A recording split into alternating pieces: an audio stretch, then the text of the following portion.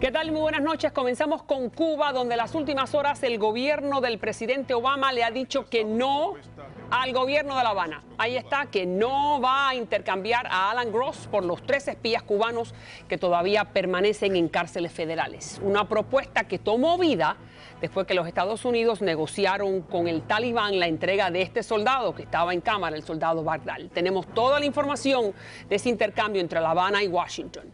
Vamos entonces ahora a Venezuela, donde la oposición espera prácticamente ir a la cárcel. Si no, se doblega ante lo que quiere el Palacio de Miraflores. Es así, es la cárcel o el exilio para la oposición venezolana. También tenemos un análisis completo de lo que ha ocurrido en el fin de semana. Y tenemos a un invitado de lujo, al superintendente de las escuelas del condado de Miami-Dade, el señor Alberto Carvalho, para hablarnos del lugar donde su hijo se pasa la mayoría de su día, en la escuela, y qué es lo que hay allí. Bienvenidos a María Elvira, el primer programa de información y análisis para todos los hispanos de Estados Unidos. A trabajar.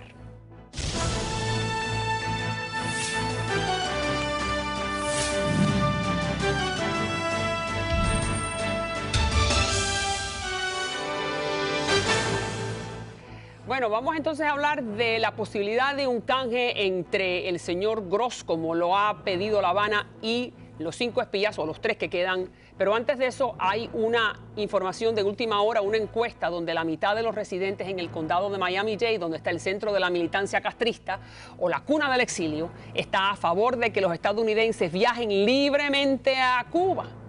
Ahí está una de las secciones de esa encuesta, mientras las opiniones están divididas en cuanto a si el embargo se debe quitar o no, según datos que revela una encuesta que acaba de salir de la firma Bendixen y Amandi, revelada por el periódico local, el periódico Miami Herald. Le damos la bienvenida a quien mejora, el señor Freire, Pedro Freire, profesor de la Universidad de Columbia de Asuntos Cubanos y, bueno, especialista en el embargo. ¿Qué le parece a usted la encuesta, donde vamos a mostrar unas placas que dicen muy bien quién piensa qué? Vamos a ver, señor director, póngame la primera, que es el embargo.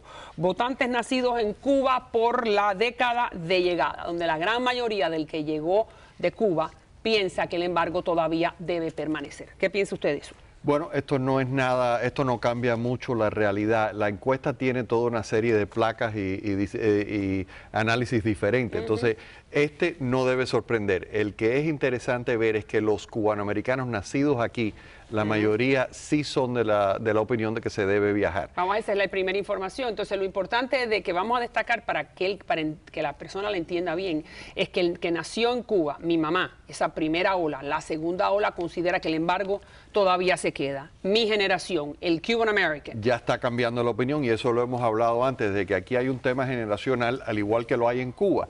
En Cuba está el problema de los antiguos, los históricos, que son línea dura, y las nuevas generaciones que están moviéndose hacia un nuevo modelo, el modelo ese de capitalismo de Estado. Y ahí está, fíjese, la segunda barra, la roja es cuando quieren que se quite, el azul es que permanezca, 43 a 54, ya está cambiando los votantes cubanos nacidos en Estados Unidos. Efectivamente, y lo que es aún más interesante es que cuando uno mira todos los votantes en general, está absolutamente balanceado, es 46% y 46%, y entonces el balance está sin decidir. Pero eso nos dice de que como tema de votación para llevarse el condado de Dade, ya el tema del embargo no tiene el impacto que tenía hace unos cuantos años. Eso está cambiando, la demográfica está cambiando. Fíjense, sin embargo, todos los votantes del condado de Miami-Dade, y esto es importante saberlo porque, bueno, están los 2 aspirantes a la gobernación, ¿no?, del estado de la Florida, a ver qué es lo que le dicen a los cubanos. No es así, ahí está la barra del 46 y el 45, que es lo que usted acaba de decir. Y hay otro tema también interesante que salió a resurgir en ese análisis, en esa encuesta, que es que el anuncio de Charlie Crist de que él tenía intenciones de ir a Cuba, la inmensa mayoría de los que responden, sin dividir por cubanos, sino los votantes, el 67% eran de la opinión de que no les importaba si iba o dejaba de ir, que eso no iba a ser el dato que iba a decidir si votaban o no votaban por Charlie Crist. Que usualmente en los últimos 50 años de historia eso ha sido importantísimo. El tema de Cuba era el tema decisivo en este condado, sobre todo el tema decisivo con los cubanos. Eso no quita de que todavía hay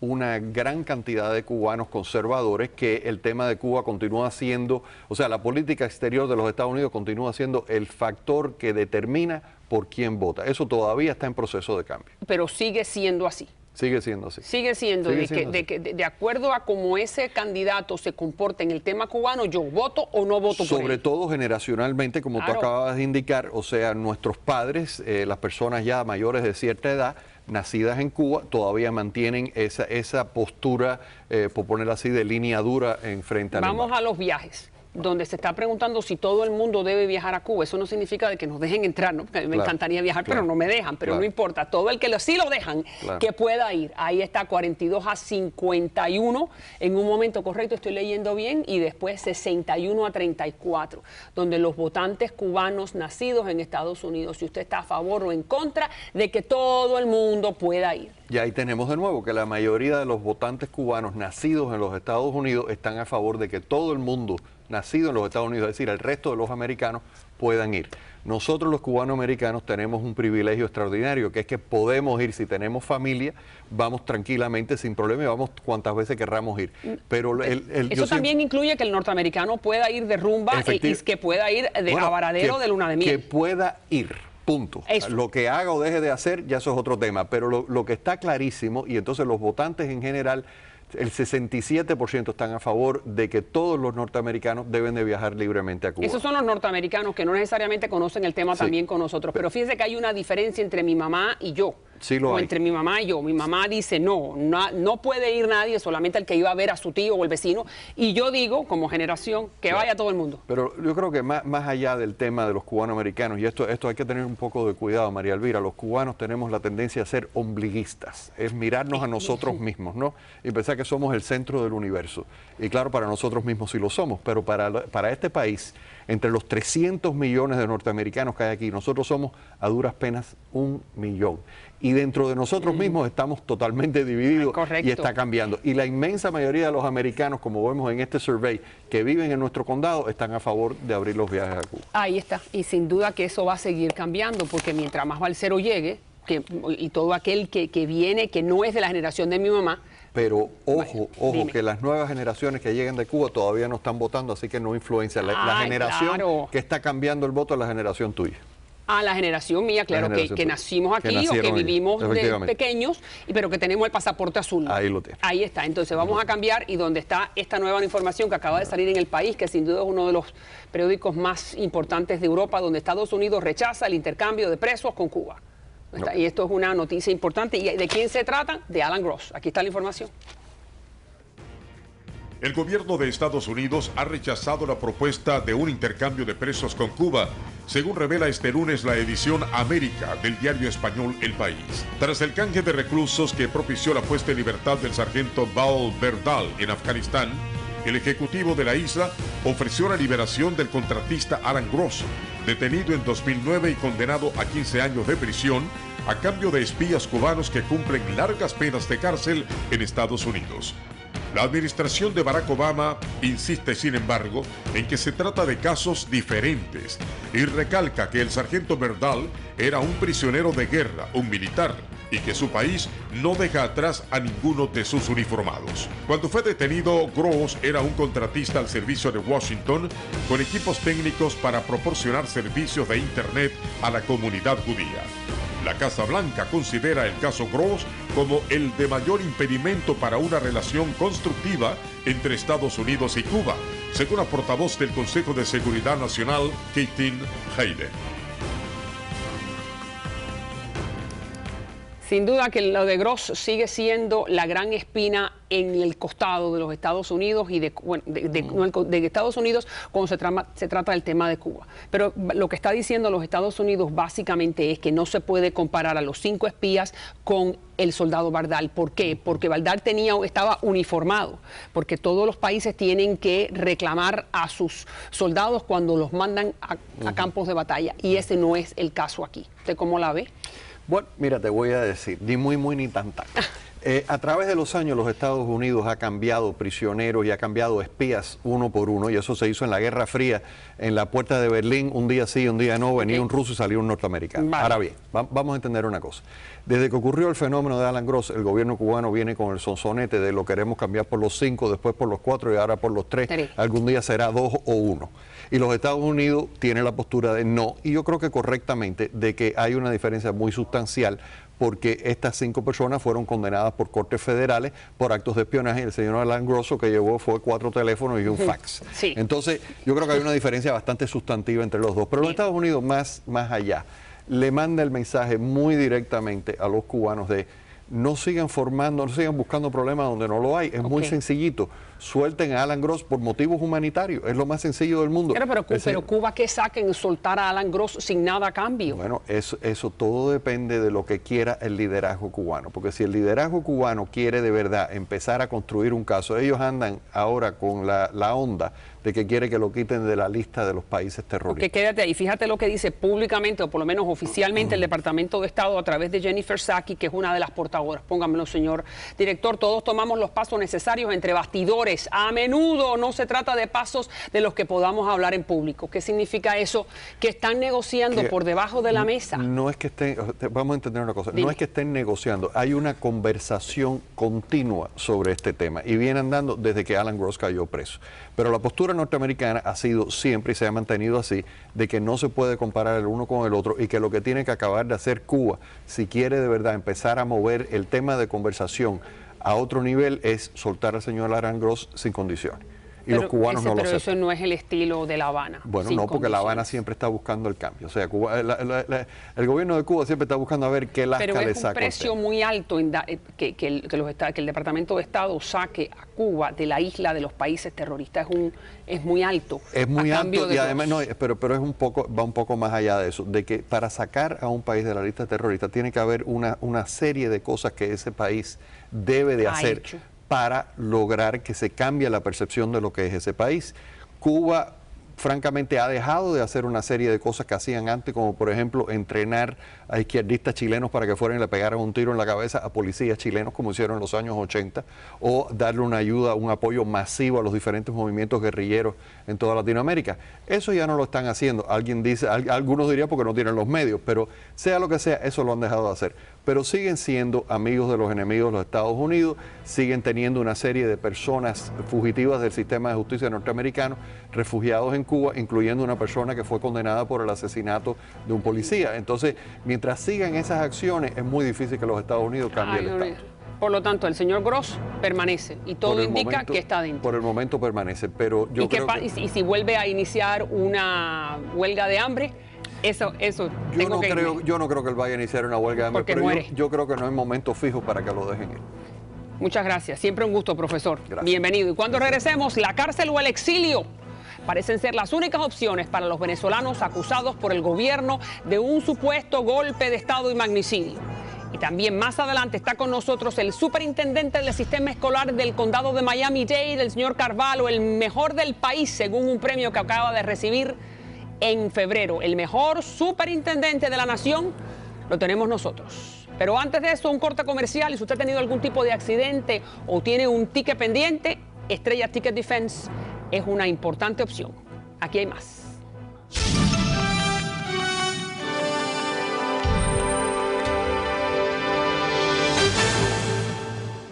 La cosa está mal.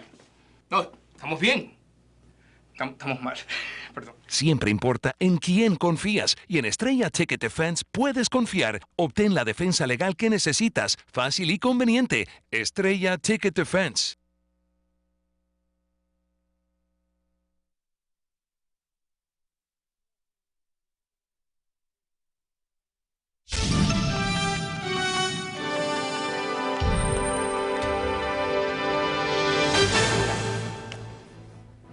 La cárcel o el exilio parecen ser ahora las únicas opciones que tienen los venezolanos acusados por el gobierno supuestamente de conspirar en un supuesto golpe de Estado y plan de magnicidio en contra de la figura del presidente.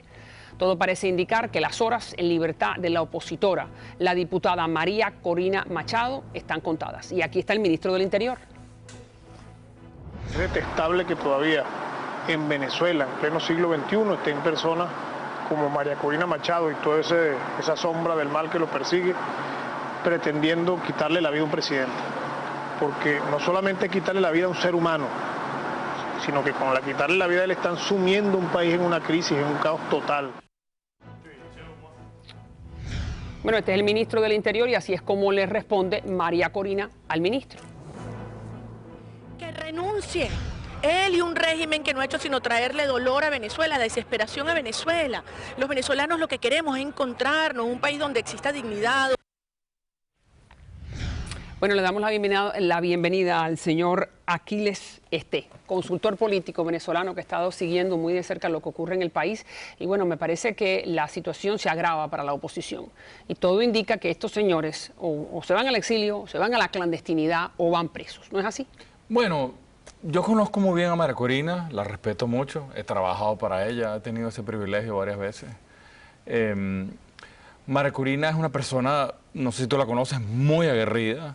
Es una persona que ha hecho, digamos así, una marca política como mujer valiente, como político que enfrenta, que está determinada a salir. ¿Pero va presa o no va presa? Bueno, mira... el próximo lunes le han pedido que se presente en los tribunales. Hay una orden supuestamente de que estos señores, entonces, es muy sencillo. No son las únicas opciones. Dígame cuáles son entonces. Bueno, ella podría perfectamente ir a la clandestinidad. Bien. Perfectamente, y hacer una ruta en ese sentido, ¿sabes? Aparecer aquí y allá.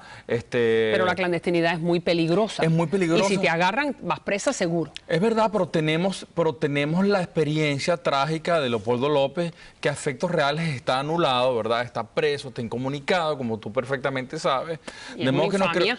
Es una infamia, ¿verdad? Un preso político abiertamente. No creo que eso sea necesariamente la única opción que tenga María Corina. Entonces el exilio. Bueno, mira, la clandestinidad, yo creo que ella está corriendo... Explíqueme de la clandestinidad, bueno, para aquel que no entiende cómo es que la clandestinidad luce. Muy buena pregunta. La clandestinidad es esconderse, la clandestinidad exige una infraestructura, una logística, ¿verdad? Que ella, en mi opinión, debería estar preparando para... Y hay condiciones dentro de Venezuela para que María Corina Machado pueda estar en la clandestinidad, es irse de una casa en la otra y entonces estar en la fuga continua. Eso tiene unas limitaciones, es cierto, pero es una opción muy preferible a dejarse hacer presa, como infelizmente creo que no fue una decisión afortunada la de Leopoldo. Carlos Vecchio, por ejemplo, otro de los líderes importantes, tuvo que salir de la clandestinidad y acaba de dar una exposición a la prensa en los últimos días, pues tuvo que salir. Ahora, hay un dato. María Corina es el político venezolano y uno de los políticos latinoamericanos con mayor cancha internacional. Ella no es Carlos Vecchio, a pesar de que lo respeto por su... Significa de que si la meten presa, entonces los países hermanos van a levantar la voz y decirle al presidente Maduro, ¿cómo es que tú tienes a María Corina presa? Va a haber un nivel de protesta si eso sucede. Pero está muy bien, y me encantaría, y no es que estoy tratando solamente de encontrar la verdad, la realidad es que los países latinoamericanos no pelearon por María Corina para que ella pudiera levantar la voz cuando fue a la OEA. Es verdad, no va a haber una toma de la Bastilla internacional para sacar a María Corina de la cárcel, pero no es meter presa a cualquier persona. Estoy de acuerdo. Yo he tenido la oportunidad de estar con ella en foros internacionales y he visto la cancha que tiene ella en el plano internacional en todo el mundo, incluso mucho más allá del continente americano. De modo que si ella llega efectivamente a ser presa, va a haber un nivel de reacción que... Más allá del de Leopoldo. Sí, no, sin duda alguna. Vamos entonces a ver a Leopoldo, que hay dos fotos que se filtraron de cómo es su celda y ha causado una gran situación. Ahí está, esta es una de las fotos, sospechosa filtración de fotos donde entonces el gobierno está acusando, qué barbaridad, está acusando a la familia de haber hecho este acto que supuestamente es deleznable, mostrar una foto, y aquí está la esposa de Leopoldo, la señora Tintori, explicando cómo fue esa audiencia cuando se decidió que tenía que ir a juicio. Adelante. La juez del Tribunal de Control 16, Adriana López, tenía la decisión en sus manos y todo indicaba que salían en libertad. La fiscalía apeló, la juez pidió un permiso, subió y pasaron 7 horas. Madrugada, de noche, desgaste, ya prácticamente todos estábamos dormidos. Cuando bajó la juez de nuevo a la audiencia, cerraron la puerta, pasaron unos minutos y salieron los abogados y nos dieron la peor noticia. Todos presos, van a juicio, sin testigos y sin pruebas. Van prácticamente a una carnicería. Claro, va a una carnicería, pero la pregunta es, ¿y ustedes en algún momento pensaron que la justicia venezolana iba a hacer algo diferente? No, claro que no, por Dios, por eso es que yo insisto. Pero están en manos de ella. Que la única opción para figuras como María Corina no es dejarse hacer presa, es irse a la clandestinidad, es pelear desde una posición activa. Hacerse presa es una situación, primero le van a hacer daño además. María Corina es la antípoda, la contrafigura del chavismo. Mientras ellos son patanes, ella es una dama. Mientras ellos son incultos, ella es una mujer culta. Mientras ellos son provincianos, ella es una mujer viajada y cosmopolita. Ella representa todo lo que el chavismo no es. Y por eso la detestan. Ella no se puede dejar hacer presa. Pero insisto, mira, yo quiero ser muy preciso con esto. Esta gente va de salida. Este es un gobierno, no sé cuándo, sí sé cómo. Y te puedo decir cómo. ¿Cómo es el cómo? El cómo es el siguiente. Este es un gobierno que está entrando en una espiral abiertamente represiva. Me refiero a represión masiva. ¿Cierto? Este es un gobierno cuya popularidad va en picada. Este es un gobierno... ¿Quién lo va a detener? Bueno, en algún momento va a haber un quiebre institucional. ¿Quién ha dicho que un gobierno que es represivo porque no tenga popularidad sale del palacio? No, pero es que mira este escenario. Dígame. Hay una represión masiva que no la ha habido todavía. Porque este es un gobierno este es un gobierno montado sobre una cosa plebiscitaria. Ellos no saben gobernar si no es con una mayoría popular que los apoye. Eso ya no está. Entonces, yo me pregunto, ¿los sectores medios militares se van a hundir con el señor Maduro, con este pelele? Pero es que el ejército es vertical, no es deliberante. El que está arriba, que es el general, y el teniente coronel es el que manda, el que está abajo, el capitán. El capitán no tiene tropa, o si tiene, no tiene tanque, o sí, si María, tiene. por un teniente, un teniente coronel, un capitán que ve a sus superiores medrando en el poder, haciéndose ricos con... Pero si ya lo ha visto por 15 años. Claro, pero es que sí, pero entonces, y que le dicen, ahora vas a masacrar a tu familia, porque es que esos venezolanos que están del otro lado son amigos, son primos. No es así tan fácil. Esto es el siglo XXI. Y Venezuela, insisto, no tiene la tradición dictatorial de otras sociedades. ¡Qué bueno! Hay una sociedad, ¡qué bueno! Hay una sociedad que vivió la democracia y que además no le resulta tan fácil irse Pero al lleva extranjero. 15 años donde ha visto que esa democracia se ha ido ahogando poco a poco, ¿no es así? Sí, es verdad, todo eso es cierto, pero hay una ventana. Hay una ventana. No es fácil masacrar masivamente a una población. Pero si es que no tienen que llegar a eso. No, claro. No hay que llegar a masacrar, porque esa población tiene que salir a la calle y sabemos que no es fácil poner el muerto. Ellos están en una carrera contra el tiempo. Ellos, mira, el gobierno del señor Maduro está en una carrera contra el tiempo, porque se le acabaron los dos pilares sobre los cuales se mantenían. El pilar emocional, que lo tenía el señor Chávez, innegablemente, tenía una conexión emocional con la población. Y el pilar, digamos, transaccional. Ya no tienen plata para darle a la gente, para tenerla pegada al gobierno. Eso se está acabando. Ok, entonces, ¿dónde están los militares? Ahora me lo contesta. Aquí está el padre de Leopoldo, hablando favor. sobre la situación de su hijo. Adelante. Conseguir la libertad hay que luchar y hay que defenderla. No se gana fácil. No se ganó una independencia sin sacrificio. Lamentablemente, para recuperar el país habrá que hacer muchos sacrificios. ¿Cuáles son esos sacrificios? ¿Y cuáles son esos sacrificios? Bueno, esos sacrificios los está haciendo una élite, ¿verdad?, gremializada, que son los estudiantes. No es lo mismo... Una élite gremializada, claro, ¿eso qué quiere decir? Que es un grupo, no es todo el país, ¿verdad? Sí, y es un gremio. Claro, bueno, son los estudiantes. Están organizados. Bien. ¿Sabes? Bien. De modo que cuando tú asesinas a un estudiante, cuando tú encierras a un estudiante, ese gremio reacciona. No es lo mismo que acosar a la población no organizada. Entonces, yo no digo cuándo eso va a suceder. Lo que estoy seguro es que va a suceder, porque en algún momento se va a producir un quiebre institucional. Ese quiebre puede ser los militares. Un quiebre institucional donde puede venir por los militares. Pues el árbitro electoral. Pero un momentico, usted me dice el árbitro, significa de que entonces los venezolanos van a ir a las urnas y usted piensa de que el resultado de esas urnas va a ser respetado. ¿Cuándo ha sido en los últimos 14 años? Porque no lo ha sido, es verdad, pero puede haber un quiebre, puede haber ante una votación masiva. Lo que decía Capriles. Claro, eso es que hay que ganar por 20 puntos. Bueno, es que eso es perfectamente posible que suceda. Bien. Con la gente, con la presión de calle. Con la presión de calle, porque la presión de calle no la puedes abandonar y no se ha abandonado, ha amainado en cierta proporción, pero esto va en espiral hacia abajo. En Venezuela no hay las cosas más básicas que hay en la mayoría de los países más pobres del mundo. Pero es que yo lo que siempre pienso, y usted me corrige, por favor, de que la pobreza no vota a los gobiernos. No, pero es que no solamente la situación de pobreza la que hay en Venezuela. En Venezuela hay una crisis económica y hay una crisis política. No ha nacido el venezolano que se declare madurista. ¿Quién respeta al señor Maduro? Ni siquiera ellos mismos lo respetan. Lo tratan como un pelele. Él da órdenes y nadie las acata. Hay una crisis política también. Hay órdenes y nadie las acata. Y esa es la parte donde no lo entiendo muy bien, porque cómo es que eso se ve en el día a día. Ahí veo a Diosdado que está en la Asamblea, veo a Maduro que está en Miraflores y veo a los militares que sí es verdad que se rumora que hay militares que han sido detenidos por no estar de acuerdo con el Palacio. Pero todo se ve todavía bastante monolítico, mientras que la oposición, ¿cómo está? En pedacitos. Se ve, es verdad. Y aquí está el padre, de Leopoldo nuevamente sobre esa oposición. Adelante. Seguro. De políticos de oposición, unos que son cómodos para el gobierno y otros que son incómodos para el gobierno.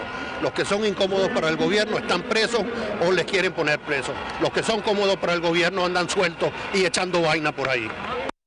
Son cómodos para los que son cómodos para el gobierno es fácil. Bueno, Capriles, el presidente de la MUD. Entonces, ese es el gran problema de la oposición. ¿Usted qué piensa? Te digo mi visión sobre la oposición. Dígame. Mira, la oposición va a tender, es inevitable, a avanzar hacia un frente nacional de liberación, algo que los englobe a todos, porque se necesita una organización que atrape a esta gente que se viene deslavando, que viene cayendo del chavismo. Necesita una organización que los acoja, que le diga, nosotros estamos en el mismo problema. Eso ha sucedido ya en Latinoamérica. No nos desesperemos. Esto es un proceso.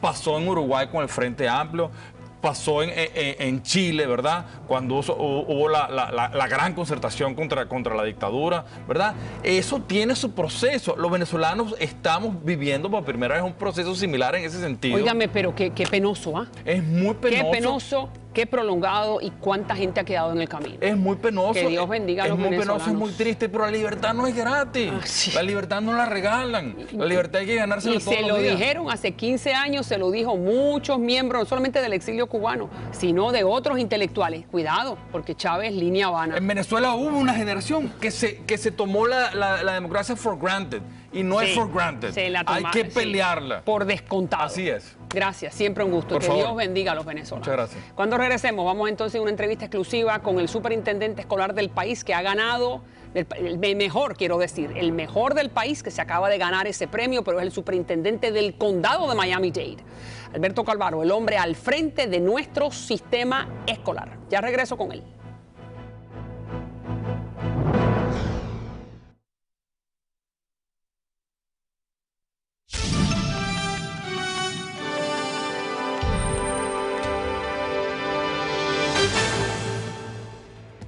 Griffin Furlong es un adolescente de Florida que sabe de tristezas y alegrías. Pese a ser un desamparado, este joven de 18 años se graduó con honores en la secundaria Florida Coast de Jacksonville. De hecho, Furlong obtuvo un promedio de 4.65, lo que le permitió colocarse en el escalafón más alto y ser el primero de su clase. Comenzará a estudiar ingeniería civil en Florida State University en el otoño, pero su madre no podrá celebrar los éxitos académicos de su hijo, pues murió víctima de leucemia cuando Furlong tenía solo 6 años. Poco después del fallecimiento de su madre, la familia tuvo que mudarse a un refugio para desamparados tras perder la casa en la que habitaban. Muchas veces Furlong tuvo que ir a la cama con el estómago vacío y sintió deseos de rendirse, pero esa voluntad de lucha lo llevó a convertirse en uno de los mejores estudiantes de Florida. Y bueno, nuestro invitado de hoy siente esa misma pasión que este muchacho por educar, por abrirle la oportunidad a todos los jóvenes. Es un hombre convencido de que no hay democracia sin educación y el febrero pasado recibió el galardón del mejor superintendente escolar del país. Señor Carvalho, un gusto de tenerlo en mi programa. Igualmente, sí, gracias. Es la primera vez que tengo el gusto de poder hablar con usted y sin duda que los miles de televidentes van a saber que sus hijos están bajo su guía durante la gran mayoría del año. Bienvenido. Bueno, muchas gracias. Gracias por la oportunidad, la primera vez, pero espero que no sea la última. No, para nada. Cuénteme de ese muchacho que acabamos de decir, acabamos de decir que es un muchacho que estuvo homeless la gran mayoría de su vida. Homeless, y lo logró, sacó las mejores calificaciones. Un niño desamparado, pero una historia que se replica aquí en nuestra comunidad muchas veces. Una realidad que yo propio enfrenté. Que usted mismo enfrentó. Sí. Yo llegué a este país muy pobre, de una familia de 6 niños. Mi papá y mamá no tenían más que un tercer grado de educación. Entonces, para venir a los Estados Unidos, yo trabajé. Los primeros $1,000 que yo conseguí, empecé a trabajar aquí en este país, Nueva York primero y después en Miami, Fort Lauderdale. Y claro, hubo un tiempo que yo fui homeless y yo tengo orgullo en hablar de la tragedia personal porque pienso que no hay dificultad ninguna que se puede enfrentar en ese país, pero con una educación se puede superar. ¿Usted fue homeless? Sí. ¿De qué edad a qué edad? Yo tenía un 17, 18, por casi 3 meses. Okay, entonces usted sabe lo que se siente en no tener techo. ¿Y por qué? ¿Por qué hubo ese momento donde por 3 meses usted Bueno, no la tuvo verdad casa? es que en ese momento yo no tenía los documentos necesarios, era indocumentado y necesitaba trabajar, pero no tenía los documentos para alquilar un apartamento. Y no tenía los documentos para conseguir un trabajo que pagara suficiente. Claro. Entonces, la misma situación que en este momento muchos niños aquí en nuestra comunidad y por el país entero enfrentan. Y yo pienso que la educación es la solución. Claro, la solución para una sociedad democrática. Sin duda. La solución para el triunfo personal. La solución para las familias de migrantes que han llegado aquí procurando esperanza y claro, una vida mejor. Sin duda, no estamos más que de acuerdo y sin duda que los televidentes también. Ahora, le agradezco que ha compartido con nosotros. Sabíamos que ese episodio en su vida estaba ahí, pero no, usted usualmente no habla de él, no ampliamente. Dígame, ¿cuántos niños homeless tenemos nosotros en este momento de los 350,000 que están en el sistema escolar? Clasificados como homeless, más de 5,000 niños en nuestra comunidad. 300 de ellos viven en los homeless shelters aquí en Miami-Dade, en la parte urbana, en Downtown y también en Homestead. Entonces explíqueme cómo es. Ese niño homeless, el bus escolar lo va a buscar al shelter. Lo va a buscar al shelter y lo lleva a su escuela donde vivía anteriormente, porque para nosotros es muy importante mantener una vida regular para los niños. Y claro, tiene sus amigos, tiene sus maestros y solo no queremos cambiar el ambiente escolar para ese niño. Hay que mantener un programa de estudio regular para los niños. Ok, pero entonces, y eso está muy bien, porque si uno se muda de casa, supuestamente tiene que mudar a la escuela. Claro, sería pero muy infeliz y una situación muy mala para el niño si cada vez que el niño o los padres de familia se mudaran, que la escuela cambiara. Eso no es justo para él. Muy bien, ¿y le dan almuerzo? Almuerzo, desayuno, almuerzo y la cena. En nuestro sistema escolar, porque los niños desamparados, los niños homeless, claro, no tienen recursos, automáticamente se califican para un desayuno y almuerzo gratis, que lo ofrecemos a todos los niños. La verdad es que el desayuno en nuestro sistema escolar es gratis para todos los niños, pobres o no. Y claro, después la cena se da a los niños en el homeless shelter, Chapman House, que tenemos un enlace muy fuerte con Chapman House. Tenemos programas de estudio en Chapman House, principalmente los homeless shelters, con maestros, con tecnología avanzada para apoyar a estos niños que están viviendo una vida muy frágil. Claro, no, y emocionalmente es un golpe espantoso saber que no tienes casa a donde ir. Ahora, dígame, en particular, los niños indocumentados, esos son los que no tienen casa ahora, los que no tienen papeles. Sabemos que por ley federal, tenga papel o no, el niño tiene que ir a la escuela. Claro. Y usted es un gran defensor de que eso sea así. ¿Cuántos niños inmigrantes sin papeles tenemos nosotros? Eso más o menos? No sabemos, no, porque no se puede preguntar. Y no es mi preocupación. Yo soy un maestro, yo soy superintendente de escuela. Yo quiero enseñar, dar oportunidad y esperanza a nuestros niños. Entonces no hacemos preguntas a nivel de migración, no me importa. Queremos educar a todos los niños. Y claro, pero la realidad es que tenemos más de 70,000 estudiantes aquí en nuestra comunidad que no hablan inglés muy bien. Recién llegados, hijos de inmigrantes o niños que llegaron aquí solos. Entonces es difícil encontrar o llegar a un número exacto, pero hay muchos niños enfrentando una realidad muy dura porque no saben sus futuros. después que terminan la high school, muchos de ellos no tienen oportunidad de continuar estudios universitarios porque le falta, Claro, que es el famoso Dream Act que los políticos no se acaban de poner de acuerdo y el presidente Obama no acaba de decir sí, todo el niño que llegó inmigrante por culpa de los padres puede ir a la universidad, pero eso es político. No se puede echar la culpa a los niños. Claro que no. Quiero felicitar al gobernador y a nuestra delegación legislativa porque este año aprobaron una ley que, claro, para los niños, los Dreamers, pueden continuar estudios a nivel universitario sin pagar más que los niños que nacieron aquí en el estado de la Florida. No, y el simple hecho de poder ir a la universidad, ya eso es fantástico. Fantástico. Dígame desde el punto de vista suyo, cuando era inmigrante en Nueva York, ¿cómo se sentían? ¿Por qué usted me dice que era inmigrante, pobre e indocumentado? Dígame. Inmigrante, pobre e indocumentado. Bueno, era difícil.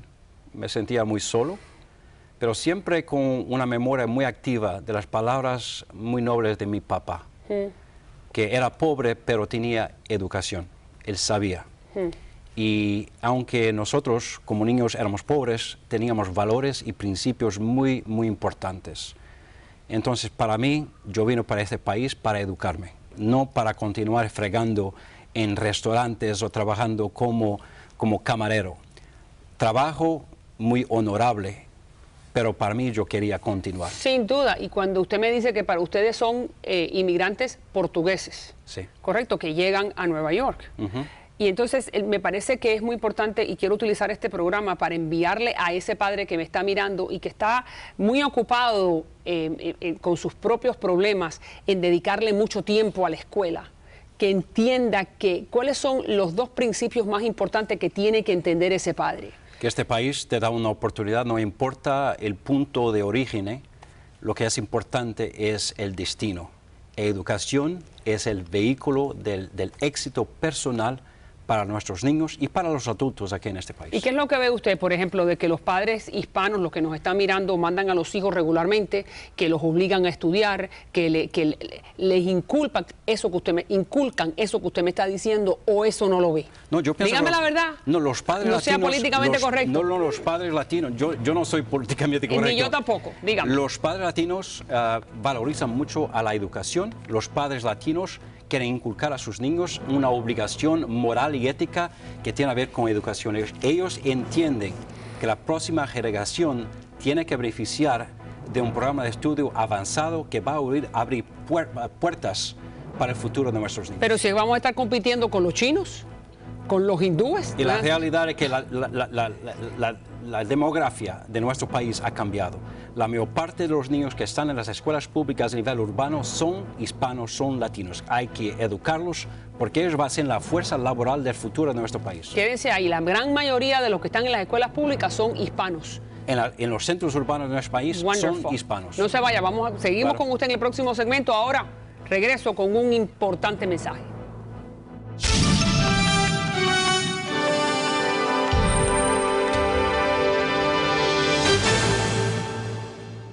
Bueno, le damos la bienvenida al señor Rafael Millares de Estrella Ticket Defense. ¿Cómo está, Millares? Muy bien, ¿cómo está usted? Gusto en saludarlo. ¿Qué pasa si a uno le dan un ticket de tránsito? ¿Qué debe hacer? Definitivamente no lo debe de pagar, debe de llamar a un abogado como Rafael Millares de Estrella Ticket Defense inmediatamente. ¿Y qué pasa si a uno le dan puntos en la licencia? ¿Por qué eso es tan malo? Si te ponen muchos puntos en la licencia, la prima de seguro de auto te puede subir y te pueden suspender la licencia. Ok, ¿y qué pasa cuando uno no paga el toll? Si no pagas el toll, entonces te van a mandar una multa en el correo y si no haces nada, entonces se convierte en un citation. Si la pagas, es admitir culpabilidad, te ponen los puntos en el expediente y una convicción. Ok, y entonces vamos a hablar de algo que es un poquitico más grave, que es cuando uno está manejando bajo el efecto de alcohol. ¿Qué debe hacer uno? Siempre con mucho respeto al oficial si te para, pero no tienes que admitir a nada, no tienes que hacer ninguno de los exámenes y después que termines, dile que quieres hablar con Rafael Millares, su abogado de Estrella Ticket Defense. Ok, y entonces uno no necesariamente tiene que hacer las pruebas que la policía le está sugiriendo que uno haga, es lo que usted me dice. Correcto. Okay, dígame dónde es que lo encuentran para recibir todo este tipo de asesoría, Millares. Estamos en todas las agencias de Estrella Insurance o nos puede visitar en el web estrellaticketdefense.com. estrellatfs.com o nos puede llamar 305-503-4124, Estrella Ticket Defense. Entonces eso significa que está en el mismo lugar donde están los toldos verdes. Allí lo encuentran. Verdes. Correcto, correcto. Bueno, muchísimas gracias por venir a darnos esta sugerencia y todo el que llame a nombre de este programa, a nombre de una servidora, el mejor trato y el mejor precio para ellos. ¿Cómo no? ¿Cómo no? Así me gusta. Gracias.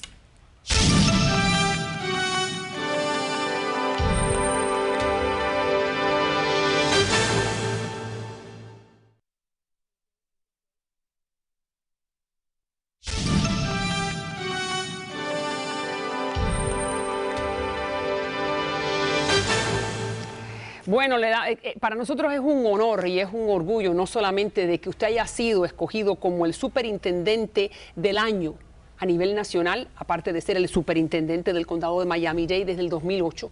Hay 350,000 niños bajo su tutela. Y déjenme solamente compartir con ustedes cosas que se ve a largo alcance lo bien que usted lo ha hecho. Las escuelas del condado de Miami-Dade han subido sus niveles a los niveles más altos en toda la historia del condado. Han subido las tasas de graduación de estudiantes a los niveles más altos. Superiores a otros sistemas escolares y superior a la tasa de graduación estatal del estado de la Florida. Increíble. Bueno, ahora me va a decir la receta cómo fue.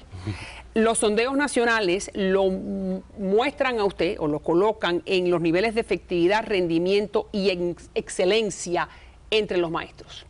Y las escuelas públicas del condado recibieron la calificación de A o A más en su gran mayoría, casi un 90%. Usted era maestro de Jackson High. Yo me acuerdo en mis años de high school que la escuela de Jackson High era una escuela que tenía F. ¿No es así? ¿Ahora tiene?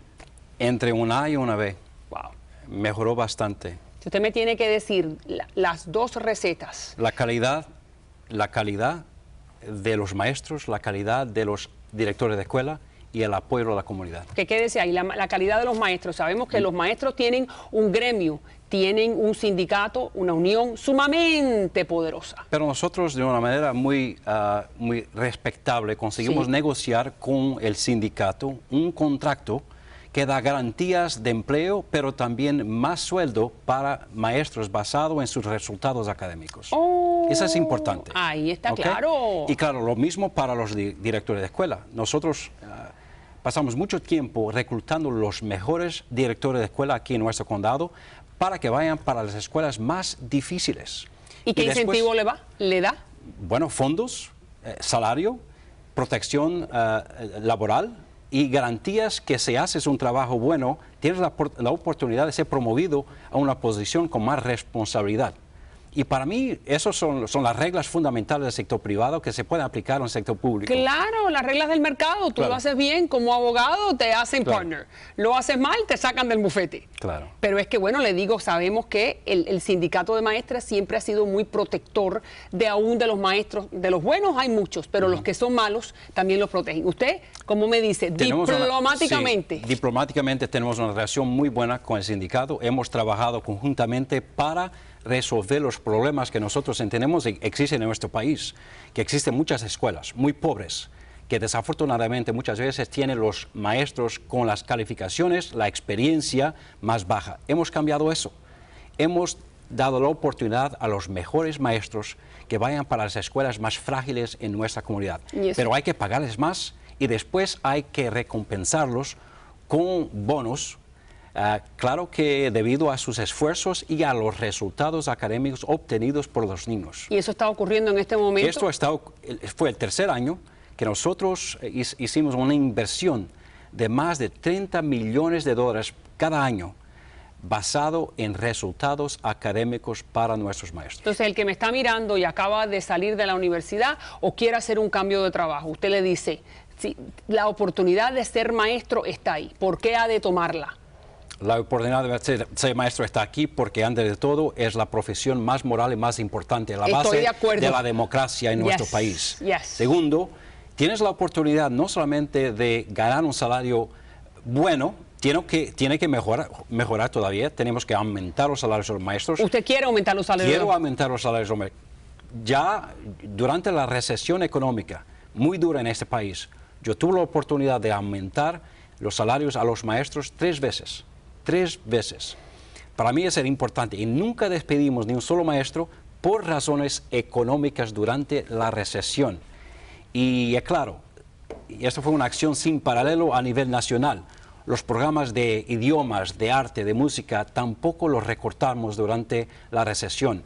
Hicimos recortes a nivel administrativo de una manera muy dramática. Cuando le dice, cuando hay críticas de que la aula tiene, o el aula quiero decir, tiene gotera o que la escuela no tiene una construcción adecuada, ¿usted qué le dice? Bueno, por la cantidad de niños que siguen entrando en el sistema. Eso es la verdad. Por eso la comunidad aprobó la proposición 222, un bono de obligación general, 1.2 mil millones de dólares para renovar, para reconstruir nuestras planteles escolares. ¿Y quién va a supervisar ese medio centavo que estamos todos contribuyendo? ¿Quién va a supervisar eso? Para supervisar tenemos la comunidad, un comité de personas que representan la comunidad para garantizar que la promesa que fue hecha es cumplida. Pero ¿y usted dónde está en esa garantía? Yo soy la promesa y yo indiqué a nuestra comunidad cuando aprobaran el bono con un nivel de aprobación de 70%. Es correcto, porque usted estaba al frente y saben que el dinero se lo están dando a usted. Si yo no cumplo con mi promesa, me voy. Un gusto. Igualmente, un gusto. gracias. Como digo, este señor es el que tiene la vida de sus hijos por 8 horas durante todo el año, excepto el verano. Le agradecemos y muchísimas gracias en nombre de todos los padres que tienen hijos en escuelas públicas. Gracias por ese buen trabajo. Muchas gracias. Y aquí siempre bienvenido. Gracias. Un gusto. Ya regreso.